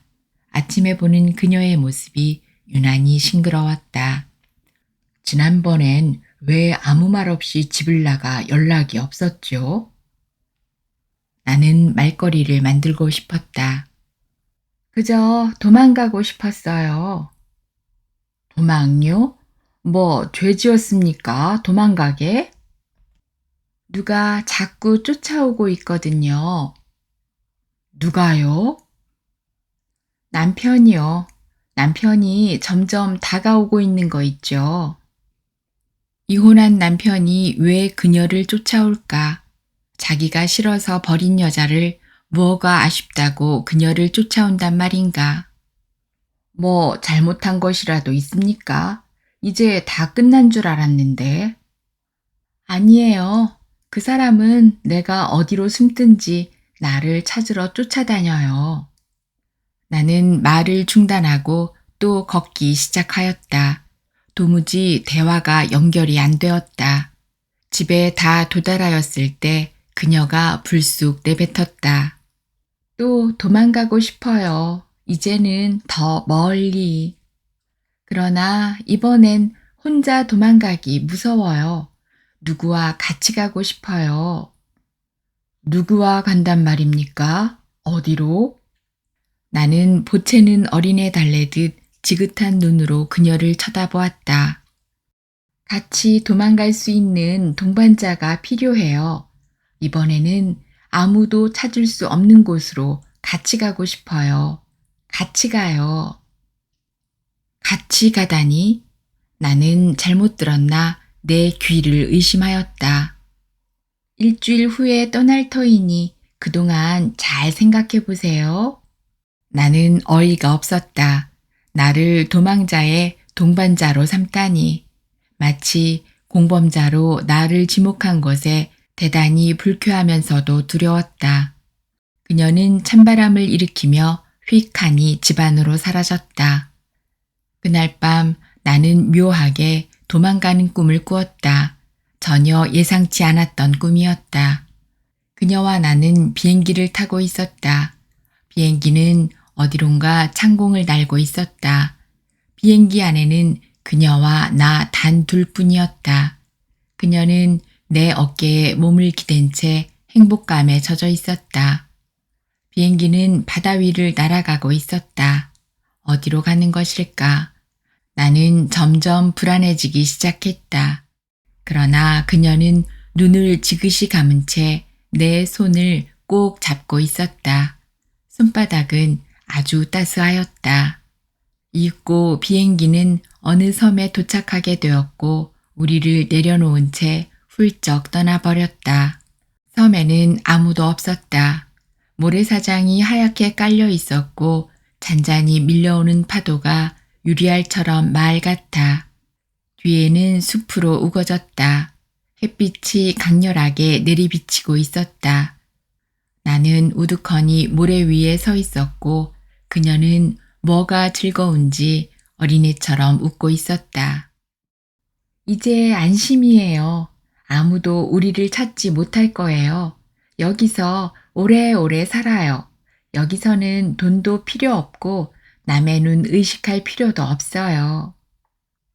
그녀는 내 어깨에 손을 얹은 채 품에 안겼다. 멀리서 갈매기 2마리가 날아가고 있었다. 숲속에서 이름 모를 새들이 지저귀고 있었다. 섬에는 정말 아무도 없는 걸까? 나는 시간이 갈수록 점점 불안해지기 시작했다. 우리는 아무것도 가진 것이 없다. 먹을 음식도, 마실 물도, 밤에 덮고 잘 이불조차 없다. 물론 거처할 움막조차 당장 지어야 할 판이다.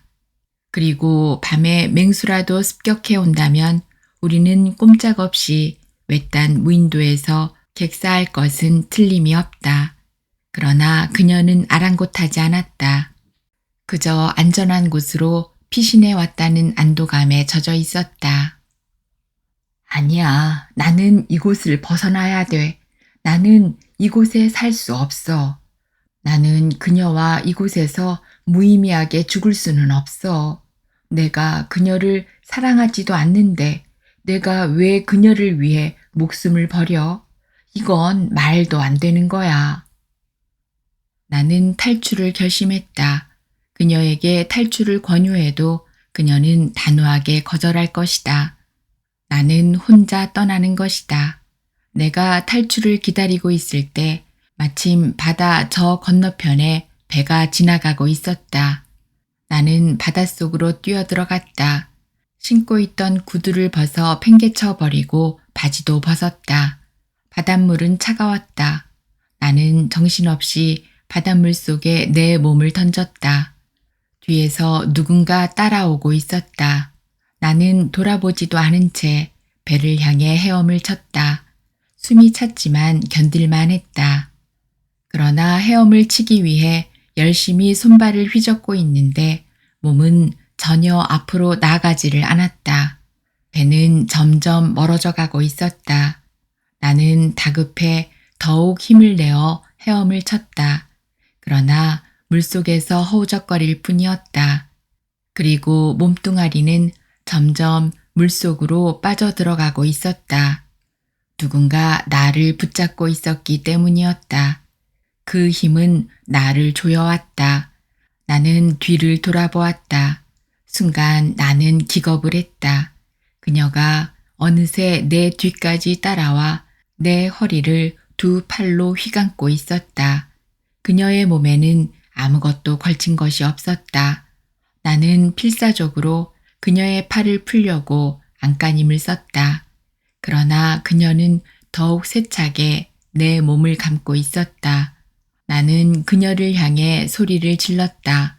그런 순간 그녀와 나는 물속 깊이 가라앉기 시작했다. 바닷속 깊이 침잠하고 있었다. 방 안은 회색빛이 어렴풋이 비쳐왔다. 천장의 하얀 빛깔이 어둠 속에 희미하다. 나는 살아있었다. 구조된 셈이다. 그리고 지금은 아무도 없는 내 방에 누워있는 것이다. 나는 갑자기 소변이 마려웠다. 바닷물 속에 잠기고 있을 때 오줌을 질질 싼 것 같은데 아직 잔류가 남아있는 것일까? 나는 몸을 일으켜 어둠 속을 헤매어 화장실로 가 오줌을 시원하게 쌌다. 몸속에서 물기가 빠져나가니 갈증이 나기 시작했다. 부엌 쪽은 컴컴했다.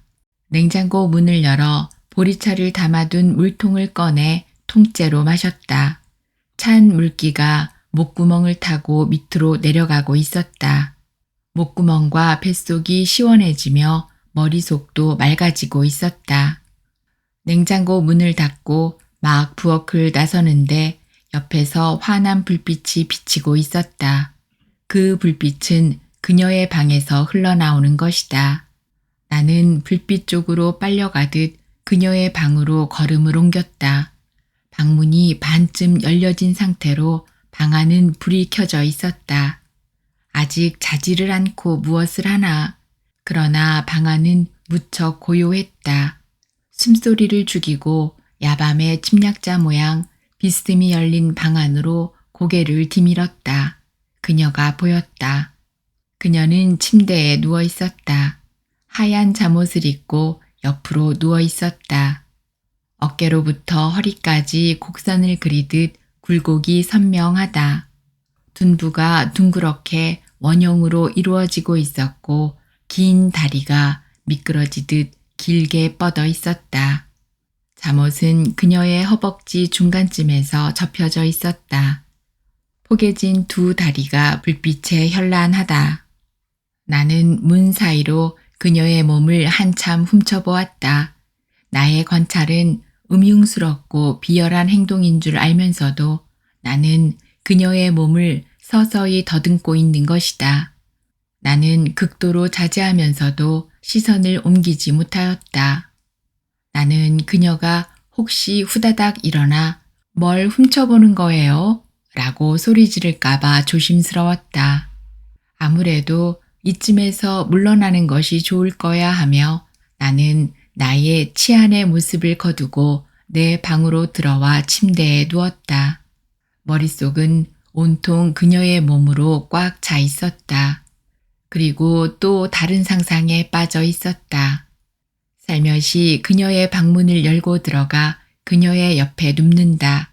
그녀는 깊은 잠에 빠져 있는지 꼼짝 않는다. 나는 손을 뒤로 돌려 그녀를 내 품으로 안았다. 그녀의 생긋한 냄새가 풀잎처럼 산뜻하다. 그리고 그녀의 가슴은 따스하다. 내 품으로 잡아당기자 그녀가 눈을 떴다. 그리고 놀란 듯 몸을 흠칫했다. 그리고 나를 쳐다보았다. 나를 확인하자 그녀는 의외로 놀라지 않았다. 나는 더욱 세차게 그녀를 안았다.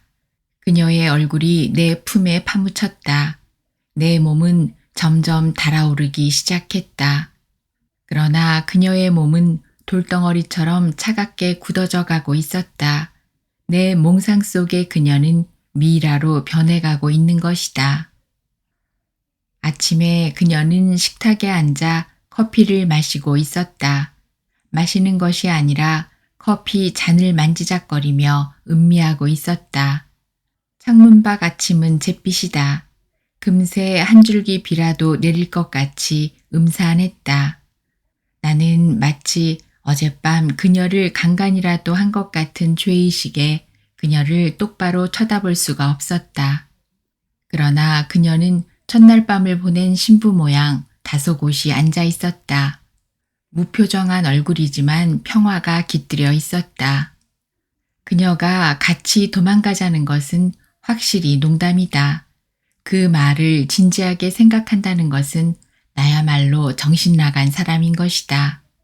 우리는 같이 도망할 만큼 절실한 사랑을 나눈 적도 없고 어느 한쪽이 일방적으로 애타게 사랑을 요구한 것도 아니다. 그러면 그녀는 왜 그렇게 도피에 대한 강박관념을 가지고 있을까? 저녁에 밥을 먹은 후 아내가 한쪽 눈을 찔끔거리며 나를 불렀다. 그리고 나를 침실로 잡아 끌었다. 나는 아내에게 무슨 불상사라도 일어나지 않았나 하고 아내의 얼굴을 쳐다보았다. 그 애가 천불을 날 주지 않겠어요? 그동안 잠 재워주고 밥 먹여준 감사의 표시라나? 처음엔 나도 놀라서 너 무슨 소리 하는 거니? 여기가 뭐 돈 받는 하숙집이니? 하고 펄쩍 뛰었더니 아주 막무가내더라고요. 돈 안 받으면 당장 나가겠다나? 그래서 받긴 받았는데 일을 어쩌지? 돈의 위력은 나로 하여금 치졸하게 만드는 것이다. 그동안 그녀가 온 지 석 주, 그녀에게 제공한 음식값은 실로 미미하다. 잠자는 거야 어차피 빈 방이라 있어도 그만 없어도 그만이다. 그러니 그녀에게 들어간 원가는 거의 없다고 봐도 되는 것이다. 앞으로 얼마나 더 있겠대? 나의 질문은 여러 가지 의미가 내포되어 있었다. 경제적인 실리 말고도 그녀가 있으므로 이제 나는 더 이상 심심하지가 않기 때문이다. 그녀는 이제 싱싱한 아름다운 꽃으로 바라보기만 해도 마음이 흐뭇한 실체로 존재하게 된 것이다. 아니, 보기만 하는 정물화가 아니라 살아 움직이는 생화로 더불어 호흡할 수 있게 된 것이다. 모르죠.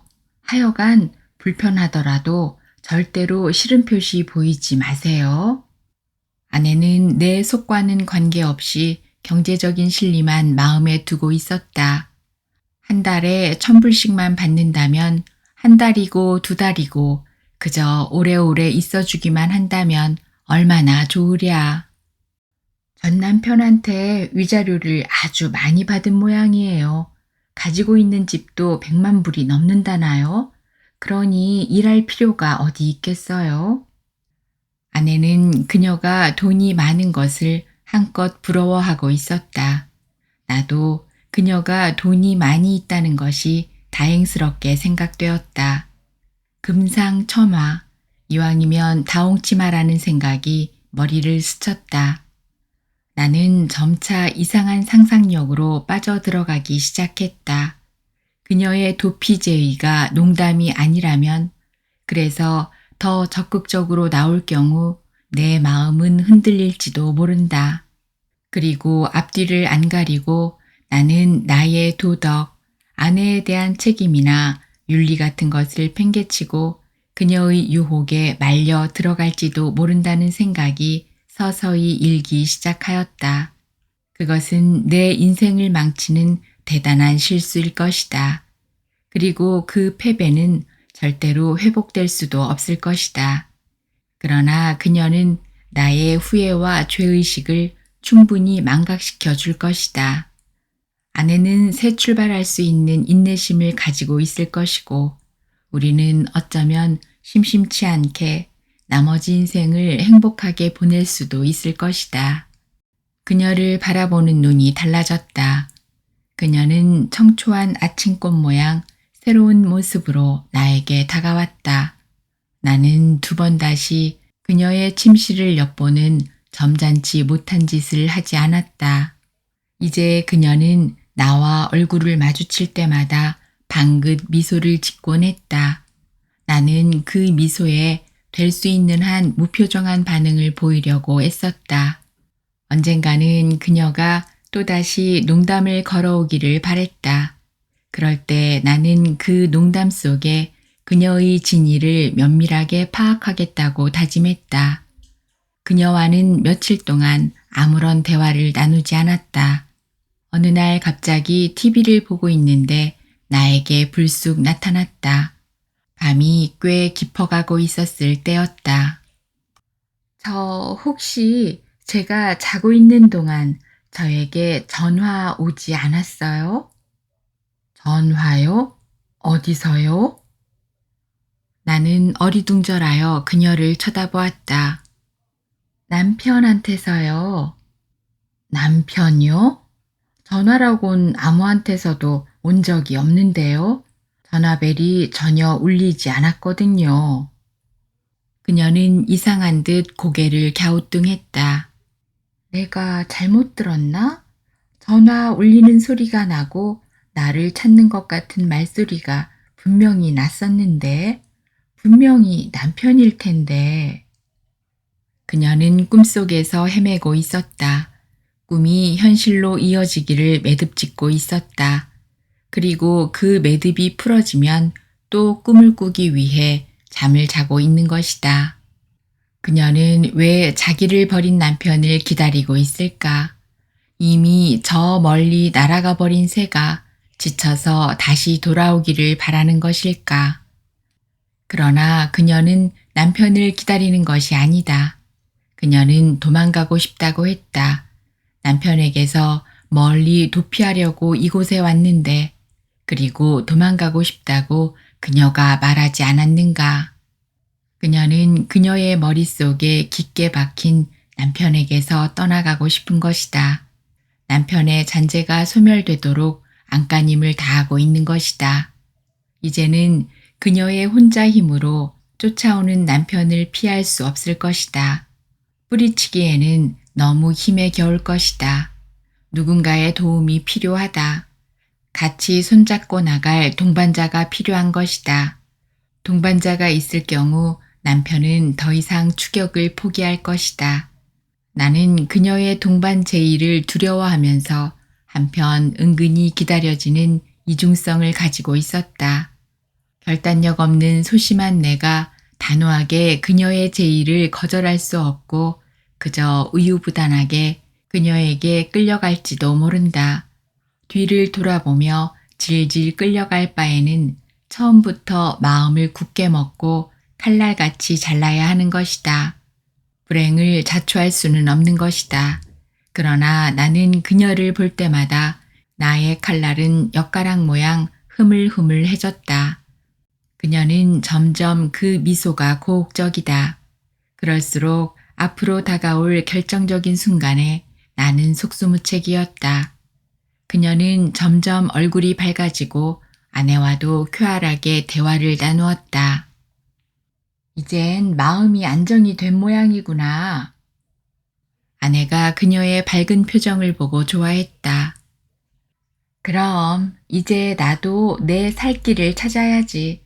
노상 움츠리고 속 태울 수 없잖니? 이미 난 마음의 결정을 했어. 그리고 그녀는 힐끔 나를 쳐다보고는 아내에게 시선을 돌렸다. 그것은 아주 찰나적이라 아내는 전혀 눈치채지 못했다. 마치 그녀는 그녀의 음모가 계획대로 순조롭게 진행되는 것처럼 태연했다. 그녀는 내 마음을 이미 읽어버린 눈치다. 무슨 결정? 아내는 궁금한 듯 물었다. 무슨 결정? 나도 혼자 지낼 순 없잖니. 나도 내 동반자를 찾아야지. 그럼 넌 아직 젊고 예쁘니까 얼마든지 재혼해도 돼. 그리고 돈도 많겠다. 얼마든지 좋은 남자 구할 수 있지. 예, 이왕이면 새파란 젊은 총각 찾아봐라. 응? 그럴까? 이번엔 인물 좋고 똑똑한 남자보다 진실한 남자가 좋겠지. 순진한 총각 골라서 한눈 안 팔게 꼼짝 못하게 만들 거야. 요새는 연상의 여자 찾는 총각도 많다던데 어디 한번 미끼를 던져봐. 그녀와 아내는 까르르 웃었다. 나는 그녀가 웃으며 시선이 나에게 던져지는 것 같아 얼굴이 화끈거렸다.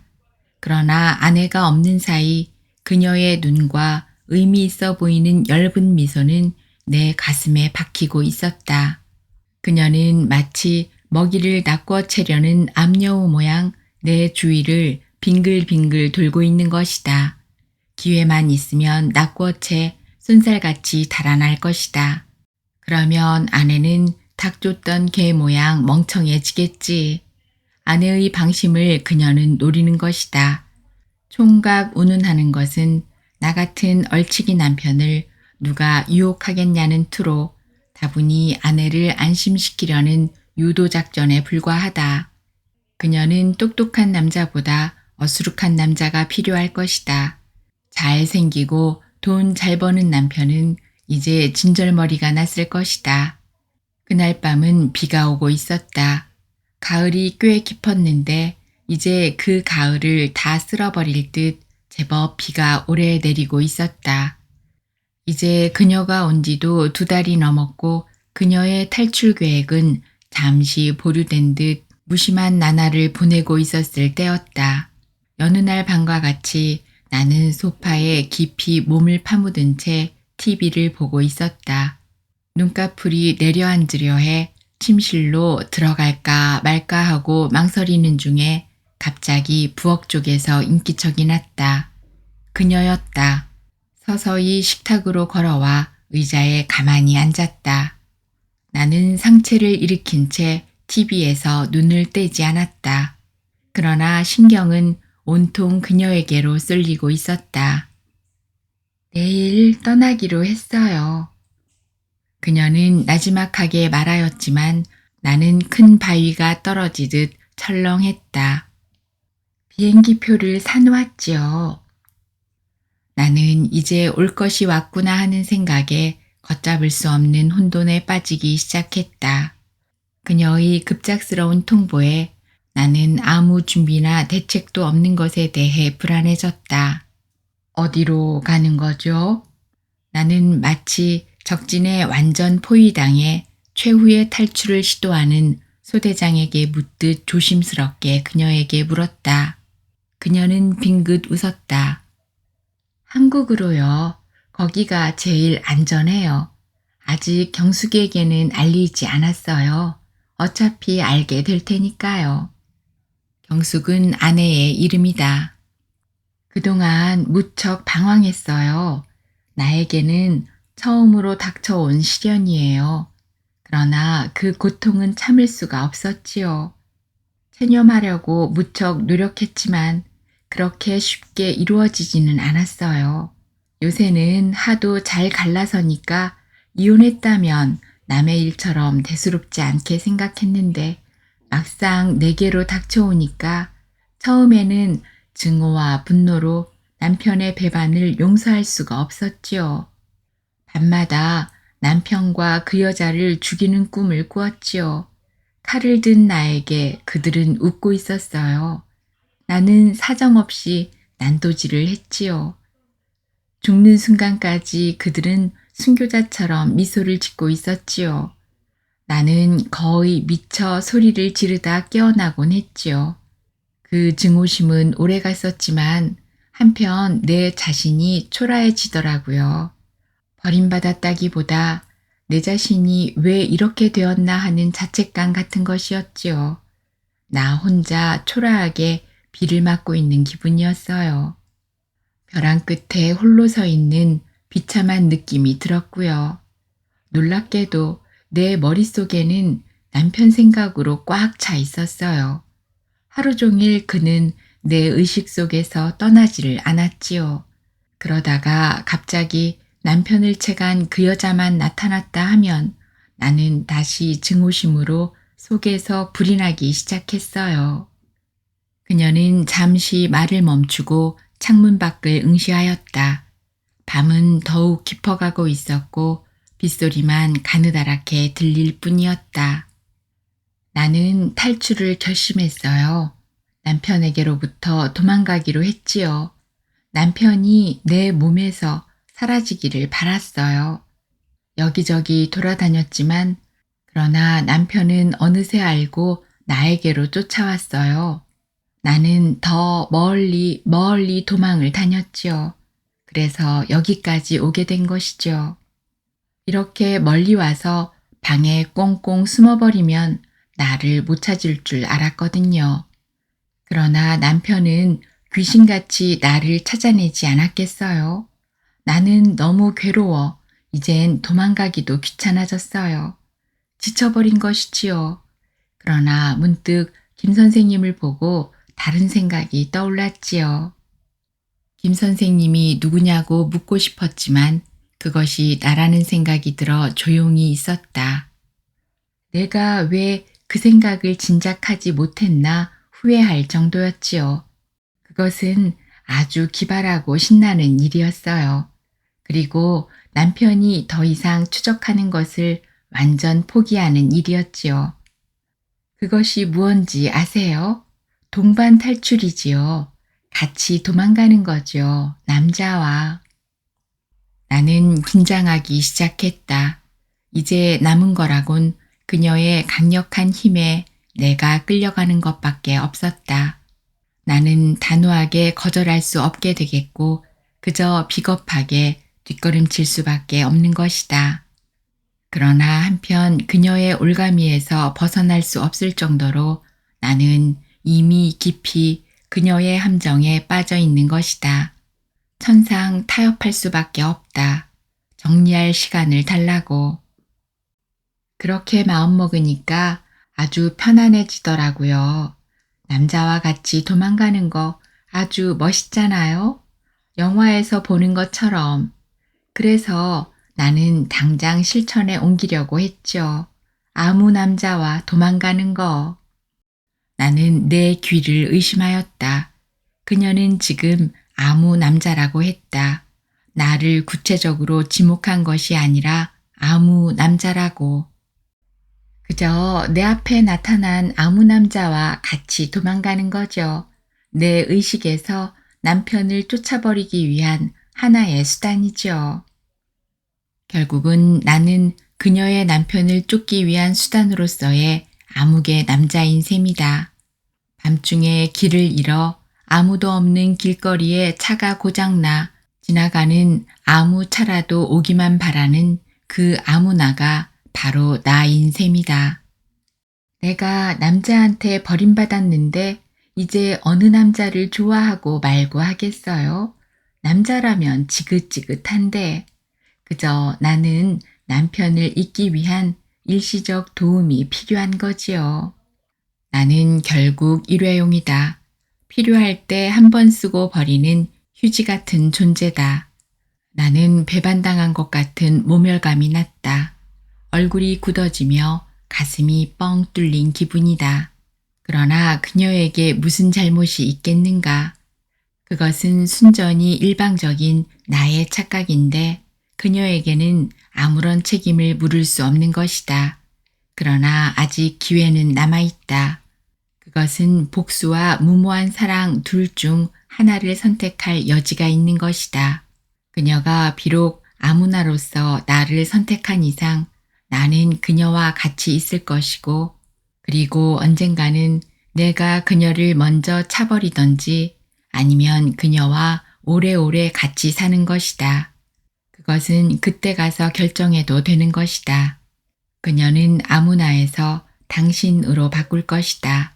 나는 태어난 척 그녀의 탈출 권유를 기다리고 있었다. 그런데 마음을 바꿨어요. 그렇게 한다고 해서 그렇게 쉽게 모든 것을 잊을 수 있겠어요? 또 다른 죄의식과 고통만 따를 뿐이에요. 더 이상 짐을 지고 싶지 않아요. 지금 짐도 무거운데. 마침 서울에서 연락이 왔어요. 처녀 때 가르치던 시골 학교에서 오겠다면 받아주겠다고요. 교사 자격증이야 복원하면 되는 거고. 학교에서 애들과 어울리다 1년에 한두 번 아들 보러 이리로 오면 되고. 그녀가 무언가 몇 마디 이어나갔지만 내 귀에는 들어오지 않았다. TV 화면에는 뭐가 우스운지 웃음소리가 화면을 부시고 나올 정도로 폭발음처럼 들려왔다. 피곤해서 자야겠어요. 내일 아침 10시 비행기예요. 미안하지만 내일 바래다 주시겠어요? 그녀는 서서히 일어나 부엌을 지나 그녀의 방으로 사라졌다. 방문 닫는 소리가 희미하게 들려왔다. 나는 한참을 그대로 앉아 있다가 침실로 가면서 부엌 옆에 있는 그녀의 방을 힐끗 쳐다보았다. 그녀의 방은 굳게 닫혀 있었고 불도 꺼져 있었다. 재미있게 들으셨나요? 오늘 들으신 작품은 윤명도 작가님의 단편소설 유혹자의 꿈입니다. 함께 해주셔서 고맙습니다.